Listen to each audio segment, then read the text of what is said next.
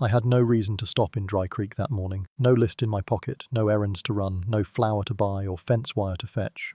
The wagon was light, the mare restless under me, and I'd meant to ride straight through the square before the noon heat set in. But just as I passed the church steps, the wind shifted. It came down from the north, sharp with dust and something else, something that made the back of my neck prickle. I pulled the reins without thinking. The mare tossed her head, impatient, but I turned her toward the row of hitching posts. That was when I saw them. 3 boys stood on the far side of the square, their backs to the livery, heads covered in rough burlap sacks tied at the neck. Their hands were bound behind them. They didn't fidget, didn't shuffle their feet. They just stood there, like posts themselves, under a hand-painted sign that read, "Orphans, $4 each, as is." No questions. My boots hit the dirt harder than I meant when I climbed down. Folks milling around the well turned to look, more at me than at the boys, though neither sight was common enough to ignore. I'd lived on the edge of the valley long enough to know what they saw. A widow in a dust-black dress, no smile to offer, no time for gossip. Someone who kept to herself and meant to stay that way.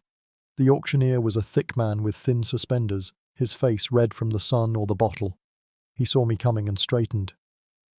"Ma'am," he called, "you here for one?" I didn't answer. I stepped closer to the boys. The tallest was maybe 12, shoulders squared, though I could see his knees wanting to give. The middle one had a dark bruise under one eye, his head tilted like the light hurt him. The smallest barely reached the tallest's elbow. $4 each, the man said again. "Farmer out east thought about taking the big one, put him to herding. No takers for the others." The crowd gave a soft ripple of laughter that died when I kept walking. I stopped close enough to smell the burlap. The boys didn't turn toward me, but I could feel their attention like heat through the sackcloth. "They ain't house-trained," the man went on, scratching his neck. "Don't cry, don't talk much, ain't eaten since sunrise. Orders from the cellar, not to untie them till paid for. Could be they're mute, could be worse." I reached into my coat and pulled out my old leather purse. Inside were 6 silver dollars and a folded scrap of paper that still smelled faintly of lavender. I put the coins in his hand. "All 3, I said. He blinked. "Pardon?" "Untie them." "Now, ma'am." "Now." A murmur moved through the crowd, the way folks mutter before a fight. The man hesitated, then pulled a knife from his belt and cut the rope at the first boy's neck. The sack slid away, and pale blue eyes blinked in the sunlight, sharp and steady despite the hollows in his cheeks. The middle boy's sack came off next, revealing a split lip and eyes that darted like he was looking for a way to climb out of his own skin. The smallest was last. When the burlap fell, he lifted his chin toward me. "Miss Hayes," he said. It wasn't loud, it wasn't scared, just certain. I heard the crowd's whisper behind me. How does he know her? But I didn't answer. I stepped forward, put a hand on the small boy's shoulder, then the others in turn. "Come with me," I said. The auctioneer called after me. "You don't even know their names." I didn't look back. "I don't need their names," I told him. "I just need them to live." They followed me to the wagon without a word. I lifted them up one by one. The mare snorted when the weight shifted, but she didn't balk. I climbed back into the seat, gathered the reins, and drove us out of the square while the wind carried the dust behind us. None of us spoke on the ride. The road south wound along the river for a mile before cutting into open prairie, the kind where the grass rolls like waves when the wind is right. I could feel the boys' eyes on the back of my shoulders, but I didn't turn. They were waiting for me to explain myself, maybe to ask questions. I wasn't ready for either. By the time the low roof of my house came into view, the sun was leaning west, its light catching on the bend of the lone river. The place wasn't much. 2 rooms, a leaning barn, a stretch of fence in need of mending, but it was standing, and it was mine. I stopped the wagon in front of the porch and climbed down. "Inside," I told them. The tall one was first to jump down, helping the others without being told. Their steps were slow, careful, as if the boards might give way beneath them. I opened the door and let them pass, the smell of dry wood and last night's coffee greeting us all. That was how it began, without planning, without promise, just the sound of the wind changing and me foolish enough to follow it. The door sighed the way old doors do, wood against wood, as if the house itself were clearing its throat before speaking. Dust lifted in soft swirls where the sun cut through the small window over the sink. I set my hat on the peg and felt every eye in the room pin it to the wall. "Sit," I said, and the word came out steadier than I felt. They didn't crowd the table. They drifted to it like wary horses to a trough, close enough to drink, far enough to leap if someone shouted. The tall one took the chair with its back to the wall. The middle boy hovered, then sat on the edge as though he might owe the chair money. The little one stood, fingers hooked at the hem of his shirt, staring at me as if waiting for me to remember something important. I lit the stove. The ash from the morning's fire caught quick little stars leaping in the dark belly and settling into a red that felt like relief. I set the kettle and opened the cupboard for flour.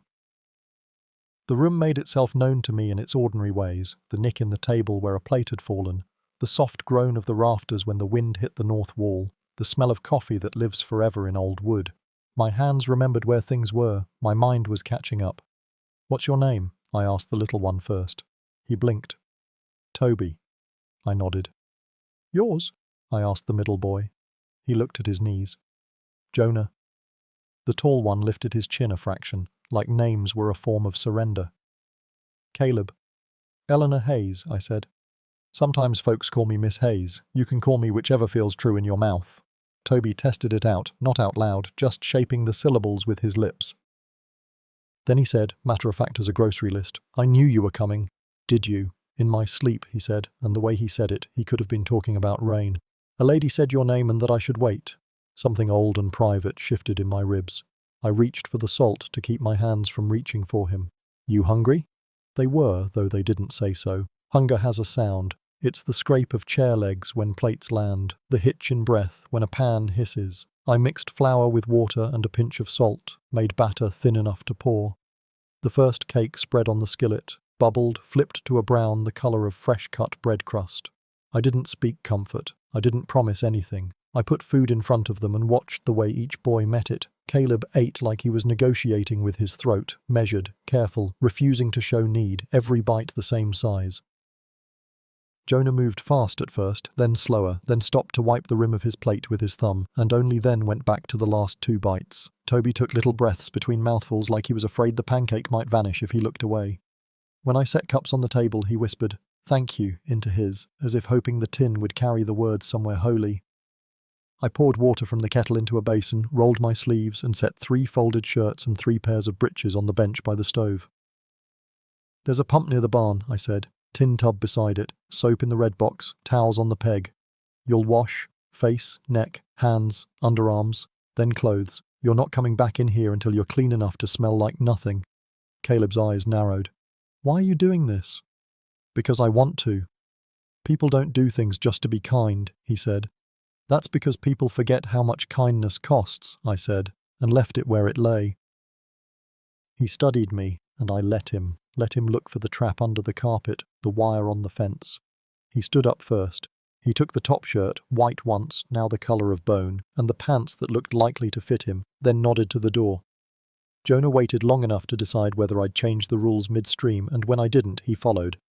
Toby hovered, shifting from foot to foot like a bird unsure of the wind. "Can I keep my name?" he asked. "Why wouldn't you?" "Sometimes folks change it when they take you in. Makes it easier to trade." "That's not a word we use for people in this house," I said, and felt my voice go hard around it. "You keep your name. All of you do." "Good," he said softer, "because I think God gave it to me." He trotted after the others, the door bumping his shoulder on the way out. I stood still in the quiet then, just long enough for the kettle to begin its first questioning hiss, and let the tremor in my hands shake itself out. I had once asked for this, though not like this, kneeling in dirt gone black with rain at the back of a grave, telling the ground to take everything it wanted from me except the part that knew how to hold. "Let someone need me again," I'd said, and meant it in a way that tasted like blood. The yard returned first, the thud and slosh of a tub filling, the cough of the pump, the dry laugh of the barn door when Caleb pulled it wide, Jonah's voice in a low line, steady, counting without numbers, Toby's squeak when cold water made him a new person. By the time they came back in, the room had learned their shapes. Caleb's hair lay dark and combed to one side, too serious for his face.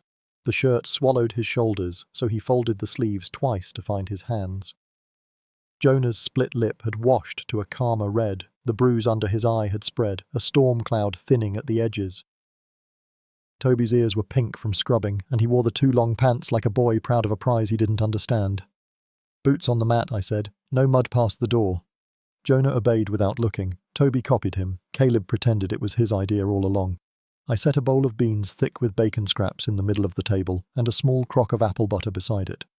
Apple butter is for Sundays or for days that need saving. I didn't know which this was yet. We ate quieter than before. Fullness has its own hush. I watched the boys the way you watch a horizon when you're not sure what the weather intends. Caleb glanced at the window between bites, the corners of his eyes always measuring the distances. Jonah sat with his shoulders just shy of straight, like a soldier on his day off. Toby kept one foot hooked around the rung of his chair, as if to remind the chair it had a job to do. When the bowls were empty, and the heat settled its slow, drowsy hand on all of us, I stacked plates and spoke the house's short gospel. You sleep by the hearth tonight, I said. Blankets are in the cedar chest. Clean clothes stay clean. In the morning we'll talk work and we'll talk rules. If you run, I let the words rest long enough to be heard. I won't come after you, but I'll leave the lantern on until morning. Jonah looked up. Why? So you don't have to decide in the dark. Caleb's jaw moved like he had a sentence he wasn't ready to let out. Toby laid his palm flat on the table and breathed into it, then pressed that warm hand to his chest as if to keep something from leaking away. I cleared the dishes, rinsed them in hot water, set them to dry. The sun slid from the counter to the floor, then to the door, then to the yard. The house shifted its weight toward evening. I drew 3 quilts from the cedar chest and shook them out. Cedar rose, a clean, old scent, like a hymn without words. The boys made their beds a careful distance apart, each respecting the country of the other's blanket. I banked the stove and lit the lantern. When its small circle of yellow steadied on the table, the room exhaled. I sat on the bottom stair where I could see all 3 faces without feeling like a guard. Jonah cleared his throat. Do you pray here? Sometimes, I said. For what? For steadiness. For rain when it's right and mercy when it isn't. For sleep. Caleb said, not quite a challenge. You pray for us? I don't yet know how to say your names to God, I answered. But I can learn. Toby's voice came soft through the wool of his blanket. I can tell you our names again in the morning, just in case. That'd help, I said, and meant more than I said. The wind rose after sundown, bringing the river with it, the wet smell of silt and willow and whatever grows where water lingers. The rafters answered in their old tongue. Somewhere beyond the barn, a night bird stitched the dark with a single stubborn note. The house took the sounds and tucked them in the seams. Sleep arrived in stages the way it always does with the bruised, first to the smallest, who fought it and then gave in all at once, then to the one who'd counted the exits until the counting itself became a lullaby, last to the watcher, who watched until the watching was enough to let it go. I sat a while longer, hands around a cup gone cold, and listened to 3 new breaths adding themselves to the arithmetic of the room. When I finally climbed the stairs, I left the lantern burning, not because I was afraid of the dark, because I remembered what it meant to be found by light. The next morning the light came in grey. Clouds had moved in during the night, hanging low over the river like they were waiting for permission to rain. I was up before the boys. Habit. Years of rising with the dark had set a clock inside me I couldn't ignore. I built the fire back up from the coals, fed it kindling until the flames moved like they'd remembered their own purpose. The smell of smoke settled into the kitchen. I put on coffee and stood a while, listening for signs of life from the hearth. Nothing yet. No shifting quilts, no coughs, not even the creak of the floorboards as someone turned over. They'd slept. That alone felt like a kind of victory. By the time I was slicing apples into the pot of oats, Jonah stirred. He sat up slowly, rubbing his eyes, taking in the room like he'd forgotten where he was for a heartbeat. Then he relaxed into it. Caleb was next, already awake when he threw off his blanket. Toby was last, small and rumpled, hair sticking out at all angles, the kind of hair only sleep and safety can make. Breakfast, I said. No one spoke on their way to the table. Oats aren't much of a welcome, but I'd stirred in cinnamon I'd been saving for months, and the apples turned the whole pot sweet. Caleb ate methodically again. Jonah blew on each spoonful before tasting. Toby hummed softly under his breath, some tune without words. When the bowls were empty, I set them to washing while the boys sat. Out in the yard today, I told them. Fences need walking, and the hen coop's got a latch that sticks. Jonah nodded. I can do the latch. Caleb, I said, you'll take the fence. It runs the length of the pasture. If you see a post leaning, mark it with a rag. We'll fix them together later. And me? Toby asked. You're with me, I said. Housework first. He grinned, like I'd just told him he was being promoted. We went to it. Jonah disappeared toward the coop with a handful of tools. Caleb took the pasture line. Toby trailed me inside as I pulled linens from the chest. He insisted on folding, though his small hands left the edges crooked. Every so often he glanced up at me like he was checking I was still there. Halfway through the pile he stopped. Can I ask something? You can. What happened to your family? I kept folding.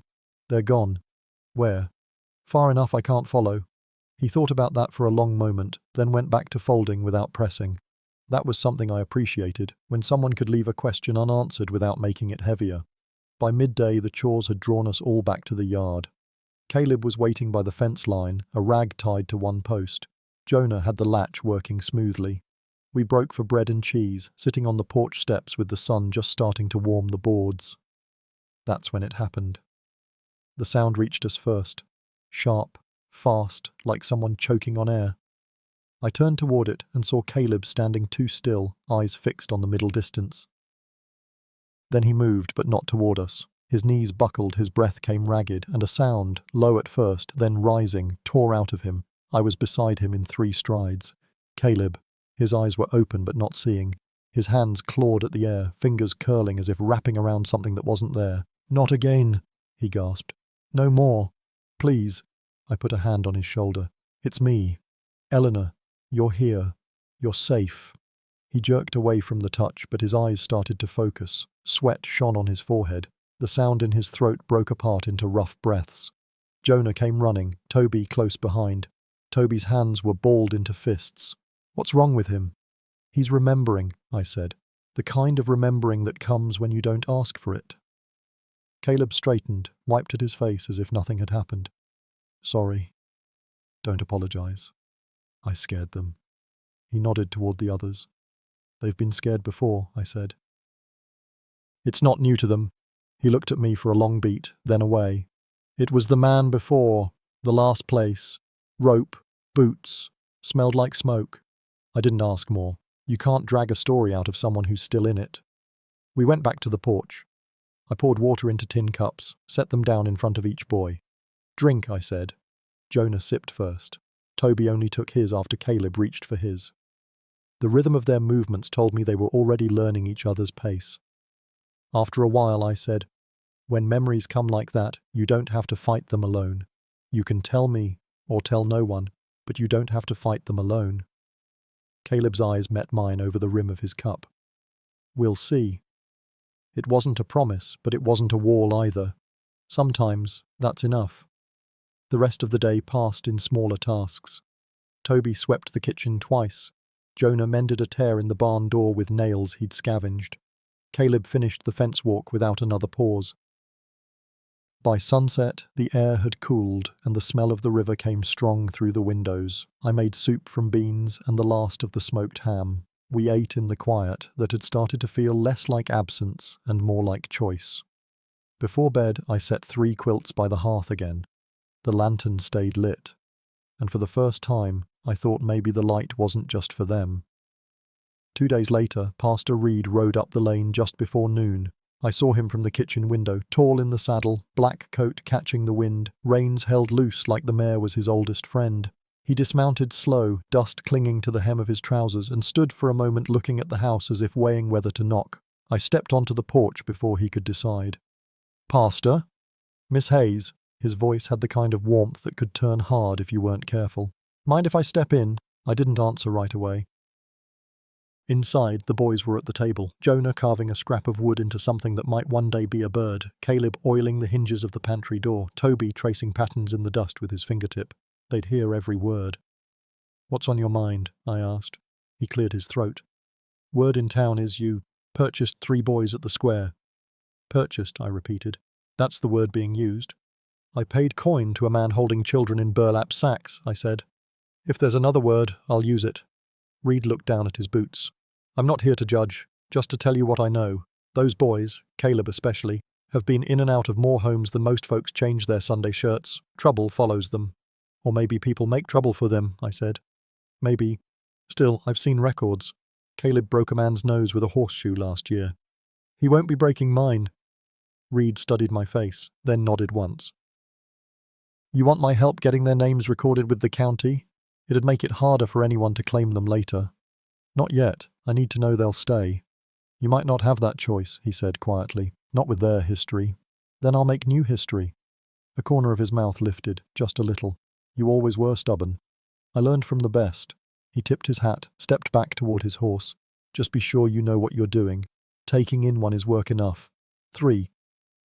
He let the thought hang. A resurrection, I finished for him. His eyes softened at that.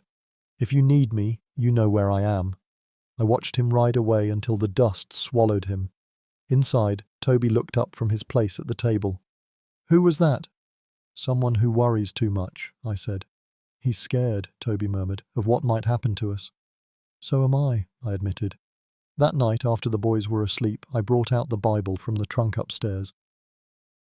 The leather was cracked, the pages thin as onion skin. I set it on the table, the lantern light warming the gold on the cover. When I was your age, I told them the next evening, I read from this. Sometimes it helped, sometimes it didn't, but it was a thing I could hold when there wasn't much else. None of them said anything, so I opened to a psalm I'd half forgotten but never lost. He setteth the solitary in families, he bringeth out those which are bound with chains. I didn't look up, just kept reading until the words turned to silence. By the time I closed the book, Toby was asleep on the bench, Jonah curled under his blanket, and Caleb, though his eyes were open, wasn't watching the door anymore. For the first time in a long while, the quiet didn't feel empty. Morning came sharp, with frost on the porch boards and the sky pale enough to make you squint. I was halfway through stoking the fire when a knock rattled the door. 3 short raps, quick as a woodpecker. Caleb was already on his feet, his shoulders stiff. I opened the door to find a man in a long coat, a folder tucked under one arm and something worse in his other hand, a burlap sack. Miss Hayes, he said, almost like he knew me. You must be lost. Not lost, he said, stepping forward. I've come for what's mine. They're not yours. He opened the folder, pulling out papers with a judge's seal. Ward transfer, signed and witnessed. I didn't need to read them to know they were forged. You paid for flesh, I said, not family. The corner of his mouth twitched. That's a pretty word for stolen property. From behind me, Caleb's voice came low, steady. Say that again and see what happens. The man laughed without humour. You think you can stop me, boy? I already did. Jonah stepped up beside him. Toby's small fingers curled into my skirt. The man's hand dipped toward his coat pocket, but my rifle was already up. Try it, I said. His eyes narrowed. You're scared. I am, I told him. Doesn't mean I won't pull the trigger. For a heartbeat, no one moved. Then he lowered his hand, backed toward the door. You'll pay for this, he said. They always find out, always. They already did, I told him, and they left them with me. He tied the sack to his saddle, mounted, and rode off into the cold morning. I kept the rifle up until he was no more than a shadow against the horizon. That night, I left the lantern burning again, not because I thought he'd come back before morning, but because the boys needed to see the light before they closed their eyes. And maybe I did too. The days after that visit felt longer than they should have. Even when the sun was up, there was a weight in the air, like the whole valley was holding its breath. The boys didn't say anything about it, but I could see it in the way Caleb checked the yard twice before doing his chores, in how Jonah kept his coat on even inside, pockets weighted with the hammer and nails he'd taken to carrying. Toby stayed closer to me, shadowing my steps from stove to table, from table to porch. I didn't tell them I was watching the tree line every evening, eyes tracing the edges where the grass met the timber. A man like that doesn't give up because you tell him to. He circles, waits for you to get soft. 3 mornings later, I found the first sign. One of the hens was gone, no feathers, no tracks, nothing. The coop door stood open, latch cleanly lifted. Jonah swore he'd closed it the night before. I believed him. Chickens are noisy when they're taken, but no one had heard a thing. 2 days after that, I found the goat, neck broken, left lying in the pasture like a warning. Wolves? Jonah asked, though his voice said he didn't believe it. Wolves don't snap necks and leave the meat, Caleb said, his tone flat. This is someone. I didn't argue. I just got the rifle down from the mantel and loaded it. That evening I barred the door and set the lantern by the window. its light spilling across the porch boards. Caleb took the first watch by the hearth. I took the second, listening to the house breathe around me. The wind rose sometime after midnight, rattling the shutters. It carried with it the smell of rain, sharp and close. The weather was changing, and with it, my plans. By the time the first drops hit the roof the next afternoon, I'd made up my mind. Supplies were running low anyway. I'd ride into Dry Creek for flour and coffee, see what news had blown in with the storm. The boys stayed behind to mend the fence where the goat had been found. The road into town was slick, red mud clinging to the mare's hooves. I kept my head down against the rain, hat brim dripping. When I reached the general store, Gerald Wash was behind the counter, stacking sacks of sugar. "Miss Hayes," he said, and there was something in his tone that made me look up. "Gerald, you been expecting company?" "No." "Then you might want to start. Stranger came through yesterday, asking about you, about the boys." My hand went still on the counter. "What kind of questions?" "The kind you don't want asked. Said he had papers, said he was family, wouldn't give his name, headed east when he left. East is toward your place." I left the sack of flour where it sat. The ride home was faster, the mare's sides heaving when we crested the last hill. Rain blurred the valley, the house just a shape through it. No horse out front, no sign of anyone but the boys. Still, I didn't breathe easy until I'd opened the door and seen them there, wet from the fence work, but whole. "Inside," I told them, and shut the door hard against the wind. That night, I took down the box from the top of the wardrobe. Inside was my husband's old revolver, a box of cartridges, and a map, the edges worn thin from folding. I spread the map on the table. "There's a church-run homestead 3 valleys over," I said. "They help families. If we need to run, that's where we go." Jonah studied the lines on the page. "You going alone?" "Just to make sure it's safe." "You shouldn't," Caleb said. "If they come while you're gone, that's exactly why I have to go. I won't be long." But the truth was, I didn't know how long it would take, and I didn't like leaving them here with nothing but locked doors between them and whoever might be coming. Before bed, I loaded the revolver and set it on the mantel where everyone could see it. A reminder, to them and to me, that some things you can't pray away. The rain kept on through the night, steady as a heartbeat. Somewhere out there, in the dark, I imagined a man in a long coat watching the glow from our windows, waiting for it to go out. It wouldn't. Not tonight. I left before sunrise, the clouds hanging low enough to scrape a rider's hat. The rain had slowed to a drizzle, but the road was still soft from days of soaking. I kept the mare to a steady trot, following the bend of the Lone River north before cutting east toward the pass. The boys were on the porch when I left. Caleb stood with his hands in his pockets, Jonah at the rail, Toby clutching the post like it might keep him from being blown away. I'd told them to stay close to the house, to keep the rifle loaded and the door barred. They'd nodded, but I saw the questions in their faces. The first miles were quiet, but for the slap of hooves in the mud and the occasional cry of a crow overhead, I kept my coat tight against the wind, the revolver heavy on my hip. The map in my satchel felt like a promise I meant to keep, reach the church homestead, speak to the pastor there, secure a place we could run to if we had to. By mid-morning, the pass narrowed into a shelf road, rock wall on one side, drop to the river on the other. That's where I heard it, the faint drum of hooves not my own. I slowed the mare, listening. The sound grew, coming from behind. I turned in the saddle just as 3 riders came into view, their coats long and dust-coloured, scarves over their mouths. They didn't hurry, they didn't need to. The leader, a man with eyes pale as dishwater, drew alongside. "Where you headed, miss?" "Church," I said. "Church don't send for folks like you," he said. "Not unless it's about those boys you been keeping." "Not yours," I said. "Not yet," he replied. Another rider edged closer on my other side, hand resting on the butt of his revolver. The third stayed behind, blocking the road back. "You could make this easy," the leader said. "Ride with us now, we talk it over. Maybe you go home after, maybe not." "Or," I said, "I keep riding and you clear the road." He smiled behind the scarf. Brave. Pointless, but brave. I didn't wait for him to make the next move. I kicked the mare hard, trying to break past the one in front. He swung his horse into my path, cutting me off. "Easy," he said. "We're not here to hurt you. Yet." The word settled in my gut like a stone. The third man whistled, a sharp, high note. From the trees above, 2 more riders appeared, coming down a narrow game trail to block the road ahead. 5 in total. I'd brought 6 bullets. I reached for the revolver, but the leader was faster. He leaned forward, caught my wrist and twisted until the gun dropped into the mud. The mare reared, and I fought to keep my seat. "You'll come with us," he said. "No sense getting broke bones over what's already decided. I'm not walking anywhere with the likes of you. You won't need to," he said, and that's when the butt of his gun caught me across the temple. The world narrowed to a pinprick of light, then went dark. When I came to, my hands were tied in front, my legs bound at the ankles.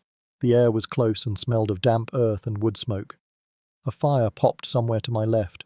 I was in a small shack, walls leaning, roof patched with tar paper. Rain hissed against it in fits. One of the men sat near the fire, cleaning his revolver. The others were gone, though their voices carried faint from outside. I shifted, testing the rope. Tight. Whoever tied it knew their work. The man by the fire looked up. "Awake, then." "Where?" I asked. "Know where you'll be found," he said, going back to his revolver. I thought of the boys, Caleb's watchfulness, Jonah's quiet steadiness, Toby's way of staying close without asking. If they knew I was gone, they'd come. I needed to be ready when they did. Outside, footsteps crunched in wet gravel. A door creaked open and the pale-eyed leader stepped in, shaking rain from his coat. "We'll move at first light," he said. "Buyers waiting south of here. Wants the boys first, but you'll do for leverage." I kept my face still, though my pulse was a hammer in my throat. "You touch them." He laughed. "I won't. That's the buyer's problem." He left again, the door slamming behind him. I leaned back against the wall, forcing my breath slow, steady. The rope bit into my wrists, but I welcomed the pain. Pain meant I was awake. Awake meant I could still fight. Somewhere out there, 5 miles, 10 maybe, the boys were in that house with the lantern still burning, and I knew them well enough now to be certain they weren't going to wait for morning. Back at the house, Caleb couldn't sit still. He'd tried. Sat at the table, stared at the map Miss Hayes had left, traced the road she meant to take with one finger until the paper softened under his skin. But the hours kept piling up, and the light in the windows was shifting toward late afternoon. "She wouldn't be this long unless something happened," he said. Jonah leaned against the doorframe, arms crossed. "Storm could have slowed her." Caleb shook his head. "She'd ride through worse than this." Toby was on the floor with the dog, his small hands buried in its fur. "Then we go find her." Caleb turned toward him. "It's not that simple. It's miles out, and—" "I don't care," Toby said, and his voice had an edge they both heard. "She's my mom." The room went still. In all the weeks they'd been here, none of them had put it into words. Caleb looked away first, jaw tight. "We can't leave you here alone," Jonah said.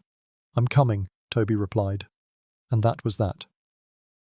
They packed what they could carry, 2 canteens, a satchel of bread and jerky, the spare box of cartridges. Caleb slid the revolver from the mantel into the holster on his belt. Jonah tucked the map into his coat, folding it so the route to the church homestead faced up. By dawn, they were moving. Fog sat low over the pasture, the grass wet enough to soak their boots before they reached the road. Caleb led, keeping to the tree line where the ground was firmer. Jonah followed, eyes scanning for movement. Toby stayed between them, his steps short but sure.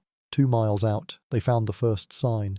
The mare lay off the road, one side dark with dried blood, a bullet hole in her chest. Caleb dropped to his knees beside her, touching the still warm flank. "They shot her," Toby whispered. "Which means they stopped here," Jonah said. Caleb pointed to a churn of hoofprints leading east. "Not toward town, not toward the church. Into the hills." They followed, climbing into country where the grass gave way to rock and the air thinned. The trail wound through gullies and over ridges, the prints sometimes fading where stone took over. But now and then they'd see one clear in a patch of mud, narrow, deep, with the drag mark of a horse carrying double weight. "Her," Caleb said each time. It was mid-morning when Toby grabbed his sleeve. There, through the trees, half hidden by vines, sat a shack. The boards leaned like they were tired of standing. The roof sagged under a sheet of tin. Smoke drifted from the chimney, faint but fresh. A red scrap of cloth fluttered from a nail on the porch. "That's hers," Toby said. Jonah frowned. "Could be a trap." "We can't wait," Caleb said. "We go quiet, fast." They moved in from the side, feet silent on the wet ground. Caleb edged onto the porch first, motioning for Toby to stay in the cover of the trees. Jonah followed, knife in hand. The door was open just enough to see the dim inside. Caleb leaned to listen. No voices, just the pop of a fire. He pushed it wider. The smell hit first: smoke, damp rope, and something metallic. A table lay on its side, a chair broken in two. Rope coils sat in the corner, frayed ends darkened. "Here," Jonah whispered. Miss Hayes was tied to a bedpost, wrists red and raw, hair damp from rain. Her eyes were open, half-lidded, but she smiled when she saw them. "I knew you'd come," she said. Caleb was at her side in 3 steps, cutting the ropes with a hand that shook despite his grip. "Did they hurt you?" "Not in the way they wanted," she said, wincing as the last knot came free. "They'll be back," she whispered. "They left for supplies. There's more of them, and they're after you too." From the doorway, Toby's voice came sharp. "They're coming." 3 men were moving up the trail, rifles slung, heads down against the rain. They had minutes at best. "Can you run?" Caleb asked. "You can lean," she said, and he pulled her arm over his shoulder. They slipped out the back into a ravine slick with moss and mud. Halfway down, a shout rang out. A bullet tore bark from a pine to their right. Jonah spun, fired once up the ridge. 1 man dropped, the others scattered. "They'll circle," Caleb said. "There's an old mine east of here," Miss Hayes said, breathless. "My husband used to trap there. If it's still standing, we can hide." They ran, the rain quickening, the sound of pursuit never far behind. The rain settled in like a long song, not loud, just patient.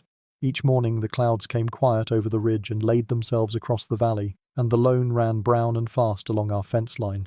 After the running and the dark and the mine, the sound of steady water felt like a hand on the back of the neck, cooling, reminding, insisting on breath. We put the house to rights because there is nothing like order to convince a frightened body it can live inside itself again. I started at the threshold, mud scraped, boards swept, the broom moving in slow strokes you could measure your breath to. Jonah took the pantry door off its hinges and planed the edge until it swung true. Toby followed me with a rag, polishing what didn't need polish but brightened anyway, the tin cups, the lamp base, the warm belly of the stove. Caleb mended fence. He worked with his head down, rain beading on his hat brim, hands careful on every knot. He had a way of touching wood the way some men touch horses, deliberate, respectful, never assuming it will behave. By noon he'd straightened 3 posts, tamped 2 more, and set a new brace at the corner where the river wind always leaned hardest. When he came in, the shape of the hammer was printed into his palm. We ate simple. Oats with cinnamon if the pot hadn't scorched, bean soup when it had, cornbread the colour of old honey. I kept the kettle busy. It turns out men with rifles and bad intent can live in your head for a while, but so can the hiss of water over a hot grate. I needed the second kind. The first night back, none of us slept much. The lantern stayed lit and the dog, big, solemn mutt who had decided the porch was his post, huffed once at every change in the rain. Toby curled near the hearth, 1 thumb pinched against his lower lip like he wanted to remember it was there without using it. Jonah lay on his back and counted the roof groans, the way you count cattle at a nighttime crossing. Caleb kept watch longer than I asked him to, long enough that the fire sank to red and the red went to ash. In the morning, we started the kind of chores that teach a body the shape of a day: feed the hens, patch the coop roof, haul in wood before the pile turns to sponge. I sent Jonah to the shed with a box of bent nails and a file. "Straighten what can be straightened," I told him. "Throw the rest away." He nodded like there was a sermon in it. By the 3rd day, the noise in my head had dulled enough to let me hear the smaller sounds, the faint chitter at the eaves where swallows were testing old mud cups, the weak creak of the barn's north hinge, the river's new pitch now that it had eaten a foot of bank. I took a spade to the garden and turned beds no one had touched since last harvest. The soil under the top crust was rich and black and smelled like a promise you wouldn't say out loud for fear of breaking it. Toby came to me with a twig no bigger than his wrist. "Can we plant it?" he asked, holding it like a candle. "Where'd you find that?" "Down by the bend," he said. "River gave it to me." The twig had 3 honest roots, pale and eager as a pup's paws. I didn't ask him why he chose that one, the way he didn't ask me why my eyes stung. "All right," I said, "but we plant it where a tree belongs, never where it will block the kitchen light and always where it can see the sky." He considered this, then pointed toward the little rise where the storm had dropped the fence last winter. From up there you could see the garden, the porch, the line of the lone shouldering past. "There," he said, "so it can watch us and we can watch it." We dug the hole together, Toby with his hands, me with the spade. Caleb came silent with a bucket of river water and Jonah brought a length of old wire to collar the sapling against wind. We set the roots, filled the space, pressed mud with flat palms. I heard my husband's voice then. Plant deeper than you think. Set it firm. Tell it the name of the dirt like you're introducing two neighbours. I didn't say the words out loud, but I thought them hard. What is it? Jonah asked. Cottonwood, Caleb said, thumbing the new leaf. There's a stand of them upriver. Cottonwood's good for shade, I added. For a sound in August when the heat makes men foolish. Toby frowned, then nodded, as if filing away the thought for some future day. Can it have a name? Trees name themselves, I said. Ours gets to call it by whatever it becomes. That afternoon the rain loosened its voice and came in clean sheets. We worked anyway, because that's what you do when the dark has been close. Caleb sharpened the axe and split straight lines through the rounds, the new pile a small wall where there had been only damp defeat. Jonah climbed onto the barn roof with a stretch of tar paper and came down black-palmed and satisfied. I repaired shirts by the window, the needle making a quiet arithmetic through cloth. Toby made a procession of small things across the kitchen table, 3 stones, a feather, a dog-eared page torn from a news sheet that carried nothing of use, a nail he'd straightened himself and smiled at like you would a tooth finally seated in the gum. We started talking around the corners of the thing, not what we'd seen, not the mine and the rope and the voices that said buyer like they meant bread, smaller talk. Chickens need a fresh bed. Fence wants a new brace at the south end. Silt's building near the ford. If I've learned anything, it's that a body cannot go from silence to confession in one motion. It needs a middle language, the language of latches and feed and weather. On the 5th morning, Pastor Reed rode up in a shawl of rain and dismounted slow, as if he didn't want to scare the ground. He stayed on the porch and took off his hat and looked at the yard like it was a clock that could tell him what time we were in. "You're still here?" he said.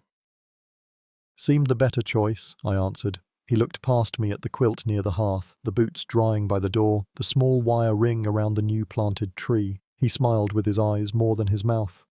"That collar will hold in a wind. We're counting on it." "You need anything?" he asked. "Names recorded," I said. "But not yet." He nodded like he understood the way a person needs a thing in order and in time. Then he told me about a widow up near Miller's Ford who traded eggs for flour and wouldn't cheat a stranger, even if the stranger tried to cheat first, and about a calf born breech he'd turned with 2 farmhands and a rope and a prayer that didn't end with amen. We talked a while in that way people do who know there are other words they could say and also know they shouldn't, not because they're untrue, but because they're not ready. When he left, the rain took a breath and let a lighter colour through. The cottonwood looked taller already, which is the lie trees tell the day you plant them. Toby touched the wire with 2 fingers, not enough to test it, just enough to introduce himself again. That night we opened the Bible because I wanted a map that wasn't a map. I read a verse about the solitary set in families and another about water in the desert, and Caleb said nothing and Jonah said, the way a man does when something has fit clean in his pocket and he's not sure whether to pat it. Toby fell asleep with the dog's ear under his palm, the kind of sleep that hangs heavy on a child when he's worked and eaten and been allowed to help. I lay awake longer than I should have, listening for the sound that wasn't rain. I didn't hear boots, didn't hear a horse breathing on the porch. The fear didn't vanish, but it moved far enough from the bed for me to turn on my side without bumping it. Toward dawn, the rain softened to a whisper. I rose and went out to the rise. The cottonwood stood a little crooked the way all new things do, leaves shining like coins someone had washed clean and set on a windowsill. I put my hand to the mud at its base and felt the cool. "Stay," I said, not to the tree, not to the boys, not even to the house, to the part of the day that had finally made room for ordinary time. Behind me the dog barked once and then remembered he had nothing to say. The river shouldered past, unbothered. A bell far off, Reed's church or someone's mule with ideas, lifted a single note into the grey and set it down easy. When I came back inside, the kettle was beginning to hum and the boys were stirring, and I knew 2 truths at once. The danger hadn't ended, and the work of keeping a home is the way you teach danger to wait on the porch until you're ready to answer it. We ate hot biscuits with apple butter I'd been saving for some future mercy and didn't know was this one. After, Caleb pulled on his coat without being told, and Jonah took the brace and nails to the south fence, and Toby asked if trees dream. "If you sit quiet long enough," I said, "you can hear it." He sat quiet, and for a minute we all did. It was Pastor Reed who brought the news, though I don't think he meant to. He came by just after sunrise, hat and coat both wet through, and handed me a folded scrap. "From an old friend," he said. "Name's Callahan. Used to ride freight, now works the river barges out of Miller's Ford." The note was short, scrawled in the heavy hand of a man used to marking crates. 3 children, dark hair, 1 limps, held near the ford until Sunday, buyers in town for the sale. I read it twice, the words blurring, not from the rain. "Miller's Ford's half a day by horse if you don't stop," Reed said. "I'd go myself, but—" "I know," I cut in. "This is mine." Caleb was mending the coupe when I told him. His jaw tightened the way a doorframe does before it cracks. "We all go," he said. "No, Jonah comes with me. You stay here with Toby." "Why?" "Because they might double back. And because I'm not risking the whole of us in one swing." He wanted to argue, his mouth opened for it, but he saw something in my face and shut it again. We left within the hour. Jonah took the rifle. I strapped on the Colt. The road south was slick, the sky heavy with the kind of clouds that don't move unless the wind forces them. Neither of us spoke much. I thought about the 3 children, faces I didn't know yet, names I hadn't been given, and about the places that treat the small and the voiceless like cargo. We reached the outskirts of Miller's Ford just after dusk. The town's lamps glowed behind curtains, yellow pools on wet boards. Callahan had said near the ford, which meant not in the town proper. Too many eyes there. Jonah found the trail first, a rutted lane leading toward the old stock pens by the river. We dismounted a good 200 yards out and led the horses into a stand of willows, tying them where the branches hung thick. From the cover of the trees we could see the pens. Once they'd held cattle, but tonight the rails boxed in 3 small figures under a tarp awning. A lantern burned on a crate nearby, throwing just enough light to show the rope on their wrists. 2 men stood by the fire, talking low. A third paced near the children, his coat collar turned up, hand never far from the butt of his pistol. "We can't rush it," Jonah whispered. "No," I said. "We spook them, they'll run with the children or use them for cover." The river was loud here, swollen from the rains, its surface catching the firelight in quicksilver flashes. I counted the men's movements, how often they looked toward the road, how often they circled the pen. I still had the powder horn from winter's woodcutting, enough for a flash and bang if you knew how to set it right. Jonah's eyebrows lifted when I handed it to him. "You planning to start a war?" "Just a distraction." We circled wide, keeping to the shadows until we were behind the far pen. Jonah slipped off toward the brush pile near the riverbank where he could rig the horn. I moved closer to the pen, keeping the crates between me and the pacing guard. The children saw me before I was ready for them to. The smallest, maybe 7, blinked at me, then glanced toward the men. I touched a finger to my lips and prayed they'd understand. The bang came sudden, loud enough to tear the night in half. The fire guttered from the rush of startled boots. 2 men ran toward the sound, rifles up. The pacing guard hesitated, eyes darting between his partners and the children. I stepped from behind the crate, the Colt leveled. "Don't," I said. He turned toward me slow, mouth tight. "You don't want to. Try me." Jonah came from the dark like he'd been cut out of it, the rifle at his shoulder. The guard's hand twitched toward his gun but thought better of it when the barrel found his chest. "Keys," I said. He tossed them into the mud.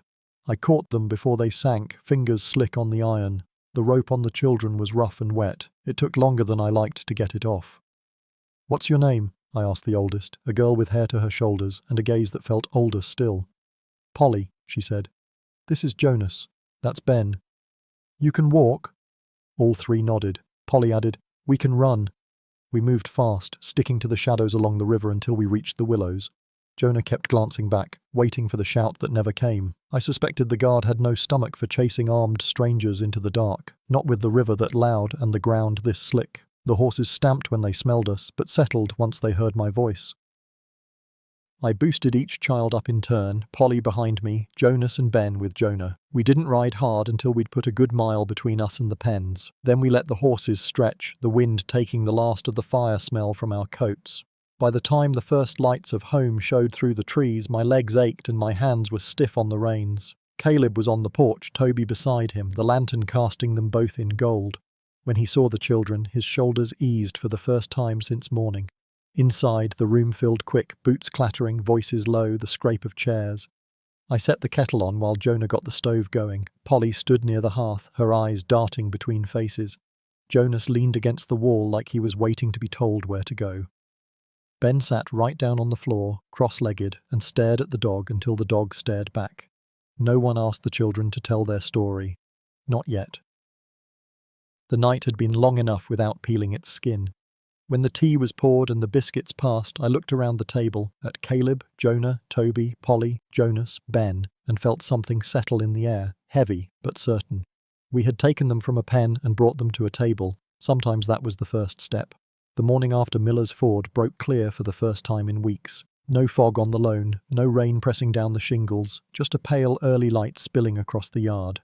It touched the cottonwood first, glinting off the thin wire brace, before it found the porch and the new boots lined in a row. Small, medium, small again. We made room before breakfast. Jonah carried the narrow bed frame from the shed. Caleb swept the far corner of the boys' room until the dust lay flat. I set fresh quilts, one with blue stars, one plain white, one patched in squares the colour of clover and sky.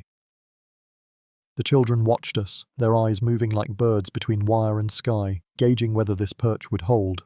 Polly stuck close to me in the kitchen, not talking much, but watching everything, how I measured the flour by eye, how the coffee boiled just before the bubbles went small and mean, how I set the pan on the stove to heat before the dough touched it. Jonas shadowed Caleb outside, trailing behind the fence work like he meant to learn it board by board. Ben followed Toby until Toby forgot he was being followed and simply took him along, showing him where the hens hid their stubborn eggs. At midday I found them all on the rise by the cottonwood, the 6 of them, talking low. The tree looked taller already, though I knew better. Still, it had company now, and maybe that's a kind of growing too. By evening the house sounded different. 6 sets of boots meant more clatter on the porch, more water tracked in, more spoons against bowls. It also meant more laughter, not the loud kind, but the quick, unexpected kind that starts in one mouth and ends in 3. After supper, Jonah leaned back in his chair and said, "You're going to need a name for this place." "It's just the lone house," I said. "Not anymore," Caleb put in. "Not with what we're doing." Toby piped up then, grinning. "We could call it Boone House, like a gift." The word hung there a moment. Polly tilted her head. "Boone?" "Means something good you didn't expect," Jonah said. Polly looked around the table, then nodded. "That's what this is." And just like that, the name stuck. The next week, Pastor Reed came with a ledger to make the names official. He wrote them out in a slow, careful hand. Caleb Boone, Jonah Boone, Toby Boone, Polly Boone, Jonas Boone, Ben Boone. Each child watched as the ink dried, as if seeing the letters might hold them in place. We worked the days like we always had, mending fence, planting rows, tending the animals, but the rhythm had changed. More hands meant lighter work, but also more voices to sort at supper, more questions to field. When do we plant corn? Why does the loan run faster in spring? What happens if the buyer comes here? That last one came from Jonas. He asked it quiet, when the others were already outside. "We lock the doors," I said. "We keep the lamps low, and if that's not enough, we run." Will we have to run forever? I thought about lying. Then I thought about the truth. Maybe, but maybe not. And if we do, we run together. Spring pushed itself forward hard that year. The riverbanks burst with green, the cottonwood leafed out like it had something to prove, and the garden rose took root clean and straight. The children learned the feel of work, how to lift without twisting your back, how to tell a fence post was set deep enough, how to wring water from a coat without losing its shape.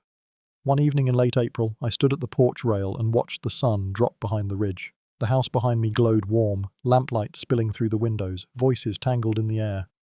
I could hear Caleb's low rumble, Toby's high question, Polly's dry remark that made them both laugh. Jonah and Jonas were somewhere in the yard, the sound of hammering carrying just enough to say they'd be in before dark. I thought then about the first day in Dry Creek, how the air had smelled of dust and horse, how 3 small bodies had stood trussed like sacks of grain, how the wind had shifted as I put coins into a stranger's palm. I hadn't known what I was buying except that it was mine to take. I hadn't known it would turn into this. The lantern over the porch door burned steady. Inside, the kettle began to whistle. Toby's laugh broke into a squeal as Ben chased him down the hall, both of them sliding in their socks. Polly called after them, her voice sharp, but not sharp enough to hide the smile in it. Caleb came onto the porch then, wiping his hands on a rag. "You're quiet," he said. "Just thinking how far we've come." He nodded toward the cottonwood on the rise. Its young leaves flashed silver in the dusk breeze. "Still growing?" Yeah, I said. We all are. We stood there until the last of the light bled from the sky, until the first stars came out over the ridge, until the cold nudged us back inside. The door shut soft behind us, the warm air wrapping around like a blanket. Later, when the children were in bed and the house had settled, I walked the rooms with the lamp low. 6 beds, 6 pairs of boots by the wall, 6 names in the ledger, and a place, small, weathered, stubborn, that might hold against the river and the wind and the hands that would still try to take. We may never stop running, I thought, but maybe we can make a place where others don't have to. The lamp flame trembled, then steadied. Outside, the lone carried the moon in pieces, scattering light all the way to the bend, and above it all the cottonwood stood watch, its young leaves whispering a promise only the house could hear.